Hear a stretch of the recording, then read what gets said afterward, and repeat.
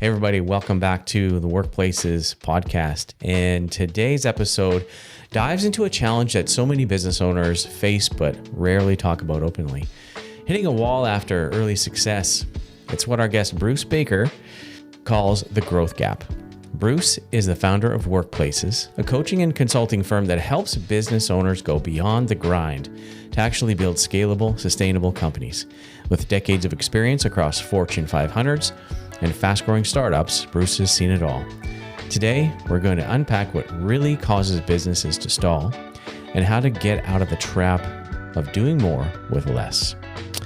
If you're overwhelmed, overbooked, and under-profiting, this video is for you.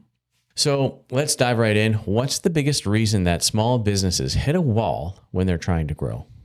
Well, small businesses always aligned with an entrepreneur. What an entrepreneur is they are doers. They execute. They want to see results. So, first-time startups, they come in, they execute, things start to really look good. We get more excited.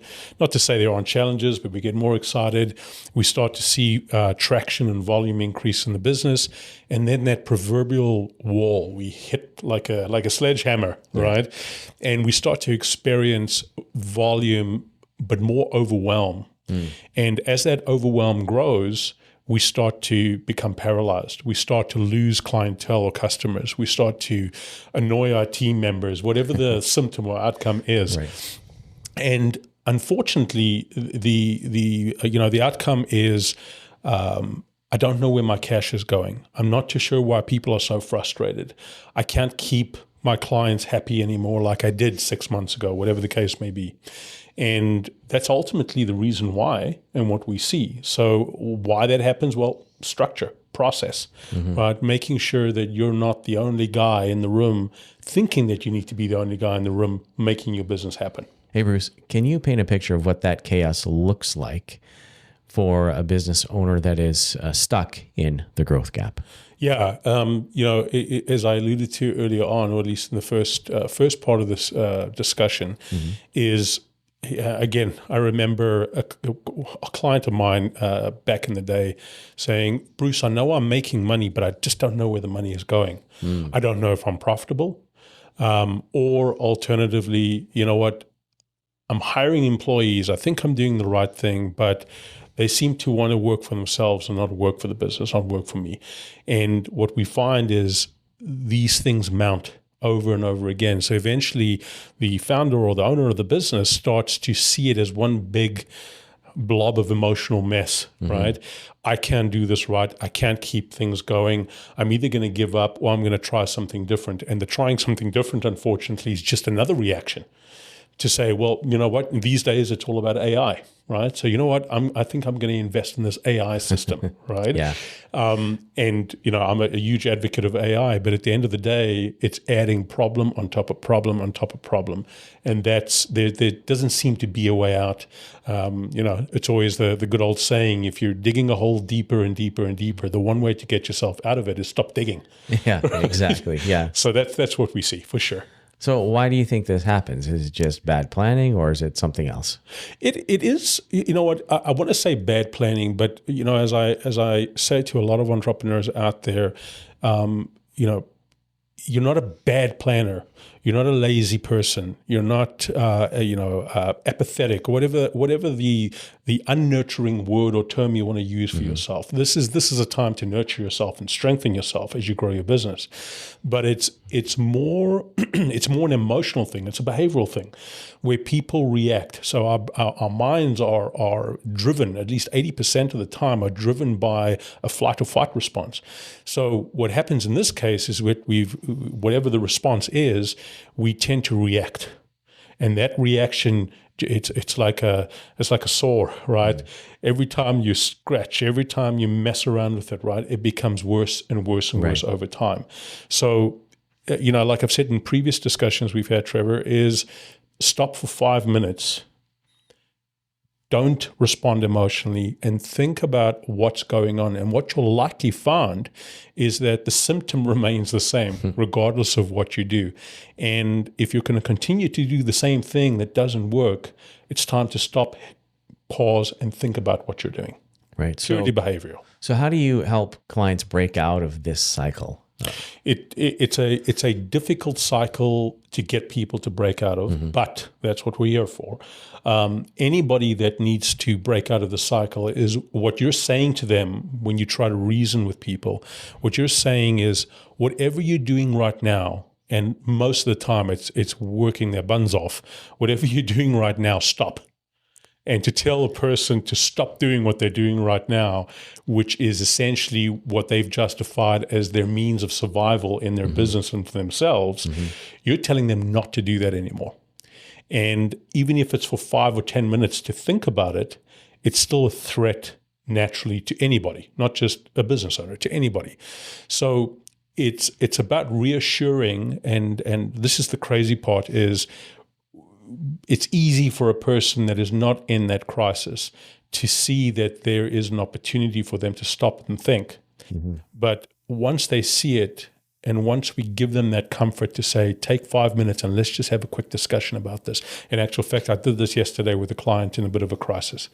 And she ultimately admitted at the end of our, it ended up being 2 hours of conversation, but the 5 minutes that she thought it was going to be was, I've actually paralyzed myself. How the heck did I get into this in the first place? And my response is the same response when everybody gets to that point, is because you're not allowing yourself to pivot. You're not allowing yourself to re-engineer your thoughts. So once we get people comfortable enough to at least acknowledge that they're in a rut, it's smooth sailing after that 9 out of 10 times. Awesome. So can you walk us through the core areas that you help people with? People, systems, and money. Yeah, absolutely. So the interesting part is, when you hear a lot of business gurus talk, the primary component is always money.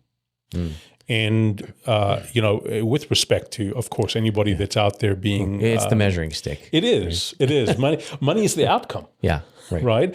But when you talk about people and systems, yes, you've got to have money to build the people and the systems, but you're likely not, at least on a sustainable basis, not going to have money if your business is not people-driven and your business is not systems-driven. And just unpacking that a little bit, remember the people are the assets that make the systems work. Right. A system is absolutely useless if you don't put in the right stuff. Yeah, right? that's and right. only people can put in the right stuff. So, and I can just hear people saying when I say that is, well, Bruce, you're not thinking broadly enough because we've got an agentic issue with AI and agents and everything else that's come up, and we can automate all those things. Yes, you can automate all those things, but for the time being, you still need people to create those things. So we always focus on the people component first, starting with the business owner, right? Because it's a behavioral component that needs to change. Once we've got that and their minds are ready for execution, we then look at what we call our routines. And routines are those systems. What is this? What is the most basic, when you break it all the way down, what are the most basic things that have to happen in the business to, start wherever the input is, if you will. In lean manufacturing, they call it input and throughput and then output. What makes things happen, meaning the throughput that needs to occur, and ultimately what we provide to the end user, customer, or client. Is it of value to them? Is it the same as what we committed we would provide them at the end of the day? So once the people component is sorted, then the systems are running smoothly. We then get the reward. And the reward is, first of all, a satisfied end user or customer, and the money comes as a result. Keeping in mind, and this is the last thing I'll say about this subject, keeping in mind that money also needs to be managed through systems. So we have a very significant focus on the money component, not because it's just a system, but because there's a behavioral component that either creates a positive or a negative money outcome in any business. So what's one small thing that a business owner could change to get started? Absolutely. So it really depends on where the biggest pain point is. So what I say to a lot of business owners is that think of the one key symptom, the one key worry that before you close your eyes at night, that you think about, you wish you could fix up. And when you wake up in the morning, it's like, oh, geez, now I have to go deal with that again, right? I wish that could be fixed up. And that is ultimately the first place to start. Once you look at that system, remember the system is not the problem necessarily. It's the output, the outcome. And you're looking at why that particular system that you've put in place is not producing your outcome. Change it.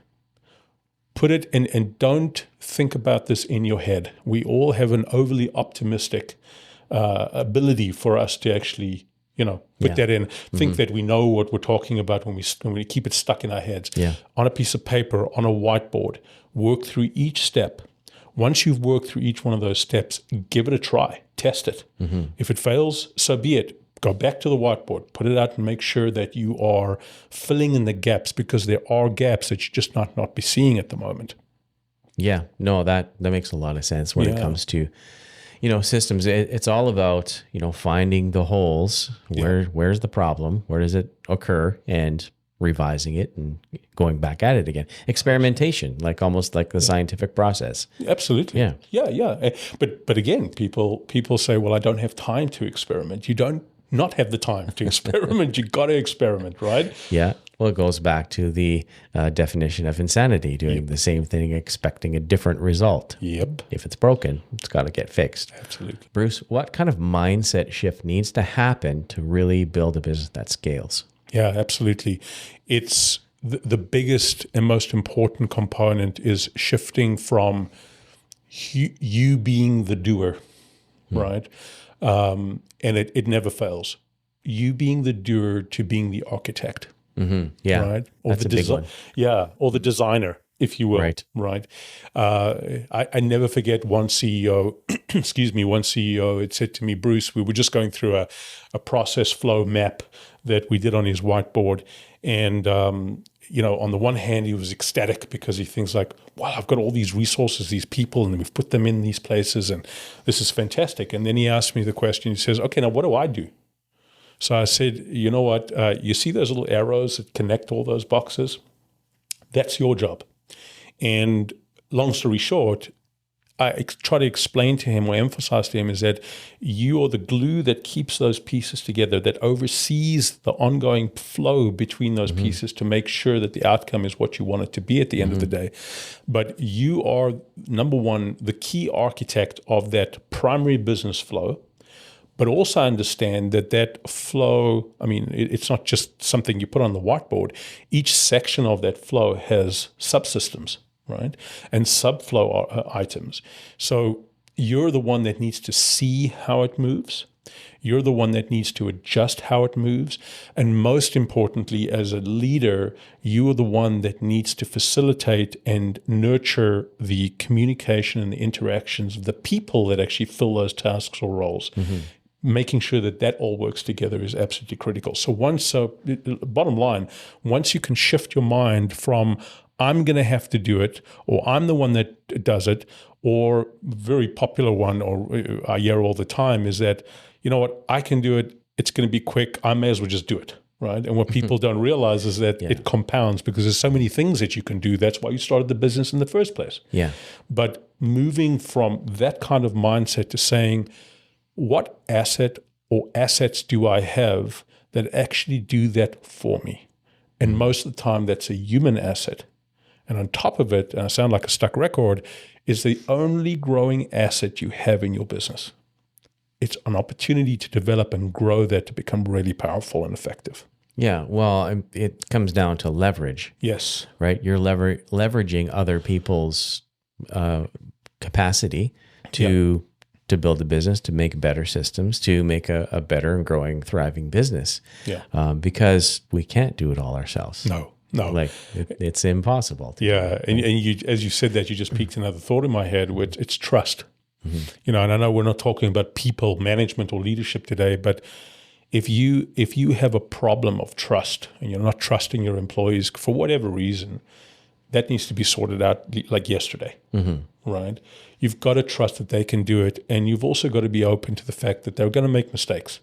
allow them to make mistakes, but be the teacher. Teach them to do it correctly, coach them. Continual mistakes, the same mistake over and over again is not acceptable, of course. But ultimately, they've got to make mistakes in order to learn. And it's for the business owner that has that mind shift, it's an incredibly liberating experience. Yeah, I would agree. Like when you're thinking about the people assets, it's the all the moving parts in the business and all of the chaos, the organized chaos that you've got going on. It's what makes business so difficult, but also so much fun at the same time. Yeah, right? Totally. Yeah. So this growth gap that we're talking about here, is this like industry specific, or do you see it like universally amongst all businesses? Oh, universally, all businesses. And I tell you, I get a lot of flack for saying this, but it's important that people understand this. Whether you are for-profit or non-for-profit, it is systems, quite frankly, profitability, even though non-for-profits will say we're not-for-profit, you still have to have something left over. You still need money. You still need money. Exactly. And the crazy part is that regardless of industry, business size, the money is the outcome. And the money is the outcome because of systems. Yeah. And systems are the outcome because of you as the leader, deciding to change mindset, shifting to being the architect as opposed to the doer. And as you correctly said, Trevor, you can't do it all yourself. You can't be the hero, right? It's got to happen. I've seen this in large Fortune 50, 500 companies I've had the pleasure of working with. I've seen it in small scale, tiny little businesses, startups. It's all the same thing, and they all have the same challenges. Yeah, I would think that maybe you can correct me, but the larger that an organization grows, the easier it is for systems to kind of go off the rails, or the compounding effect of issues becoming greater or getting out of control would probably happen pretty fast if you don't have good management in place. Yeah. Is that accurate? Absolutely, it is. We find that when businesses grow, especially when they hit around, and I'm talking small business now at this stage, but 30, 40 employees, and they get to the 100, 150 employees, we actually require, if you look at the way businesses grow, to actually revise your entire business model. And when you hit more the large, mid or large size businesses, they often complain, or the CEOs often dream of a company being, or their team being, more entrepreneurial. Right. So they long for the days when we had the entrepreneurial spirit. Right. And to your point is that as a business grows, we don't look at individuals in doing certain functions. We now look at departments. As business growth continues, we start to look at divisions with their departments. And every time that happens, we find levels become really stacked up. And they call it the classical organizational structure, where as the higher the levels, the more complexity you put into your business, the more stretched your communication becomes. And the more managers or leaders you have, the more times it needs to be communicated. And as people, we're not perfect, we make mistakes. As soon as the message gets lost, systems start to crumble. And when systems start to crumble, output starts to fall. Yeah. So it becomes more complex. So trying to keep that as simplistic as possible as your business grows, you won't regret it. Yeah, and just being consistent. And really, you'd have to set up more systems to communicate the systems. Absolutely, yeah. It becomes, and it's interesting you say that, because we also have, as human beings, and I'm no different, I'm just a little bit more conscious of it, but we tend to overcomplicate. Right. It's not about, there's a fine line between complication and sophistication. Keep it basic, keep it simple, but create sophistication at the same time, right? Don't overcomplicate things. It's not worth it. Right. So how do you keep clients on the path and avoid them going back into chaos? Absolutely. It's always reminding them of successes. And there's a fantastic book out there, and I'll give a shout out to Dan Sullivan. He wrote a book called The Gap and the Gain. Okay. And it's a phenomenal book. And what he talks about in summary really is that business owners need to stop staring at this abyss or the gap that he talks about. And what he's talking about is, we measure ourselves based on this huge, audacious goal that's in front of us. This place where we want to be one day. And regardless of what we actually achieve in life, the gain, we're never satisfied. Right. So he talks about stop measuring yourself forward, measure yourself backward, right? Look at what you've gained, because where you're at today would have never have been possible if it wasn't for the things that you gained through mistakes, through learning, through whatever you did to gain where you are today. Yeah. We do a lot of mind work with our clients in terms of what did we achieve this week? What did we set out to achieve, and did we achieve that? And what has that given us in terms of the next foundation that we've now built to move on to the next step? So we're always looking back. We're always measuring back. And that's one of the key ways to keep the momentum moving forward and not slip back to what you think is safe, but is actually not at all. Yeah, that's awesome. I've been in business for 7 going on 8 years. Right. And you're right. I wouldn't be where I am today if I hadn't gone through the stuff in the past. 100%. And, learning along the way. Yes. Like it's all about learning along the way and giving yourself some grace and some latitude to understand that, hey, we all go through the same things. Yeah. Couldn't agree with you more. Yeah, we all go through the same stuff. We all fail. And then it's really the adventure and the journey of life. And, entrepreneurship isn't for everyone. No. But for the ones that are, you can take an enormous amount of pain and hardship and hard times and turn it around. Yeah. So. And it's also, you say it's so important what you just said. It's also, I find that people fear making mistakes, not because of just them self-sabotaging themselves, but what are other people going to think of me? Yeah. Right? And they are so busy doing their own thing. You may get a little bit of initial judgment, but they'll forget about it very quickly. It's all about you. You are the champion. You are enough. Yeah. So move forward, make those mistakes, and as you say, just enjoy it, man. Do it with grace. That's right. And it's a great journey to be on. Awesome. Thank you so much. Where can people learn more about you? Where can they follow you and learn more about your work and get involved with workplaces? Absolutely. So, first place, check out our website, www.4workplaces.com. That's the number 4workplaces.com. Check us out on Facebook, Instagram, LinkedIn. Check out my personal profile. Nice. That'll take you to our business profile. We're all over the show. All right. Perfect. So there you have it, folks. If you're looking for some help, you need some guidance in scaling your business and going from where we are now, you're feeling a little bit stuck, contact Bruce at Workplaces, and he'll be able to help you and guide you and get you on the right path. We'll see you in the next one. Thanks.